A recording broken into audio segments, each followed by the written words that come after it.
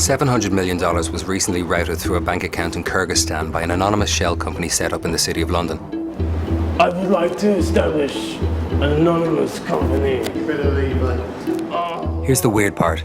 The company was actually set up in the name of someone who had died 3 years before the company was registered.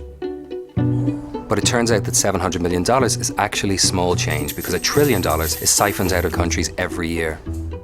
Much of the money is laundered through companies registered to anonymously owned, totally untraceable companies, as well as the odd dead guy.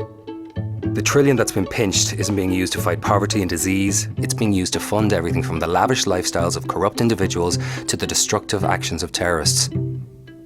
So just how big is $1 trillion? Let's take a look. $1 trillion $1 bills placed end to end would wrap around the earth almost 4,000 times. And look what happens when you stack it up in $100 bills. It's a skyscraper of cash. This particular skyscraper is at 650 Fifth Avenue in New York. It was owned by Iranian foundations that used shell companies to funnel money to Iranian state bank Melli. So the rent of innocent businesses had, thanks to anonymous company ownership, been unwittingly helping to support the Iranian regime. Much of the dirty cash isn't laundered on some far-flung tropical island. No, sadly, it's hidden in some of the world's biggest financial centers.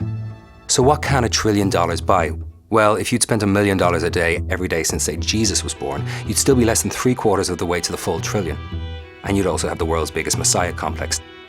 Theodorin Obiang, son of the president of Equatorial Guinea, had a damn good go at it though, allegedly spending more than $300 million on luxury homes as well as sports cars, artwork, wine, and Michael Jackson memorabilia. US authorities claim this money came from corruption, which Mr. Obiang has denied. All this while 1 in 7 children under the age of 5 in his own country were dying from malaria, dirty water, lack of basic medical care, and other preventable causes. It feels like a game where only a few know the rules. So what can we do about it?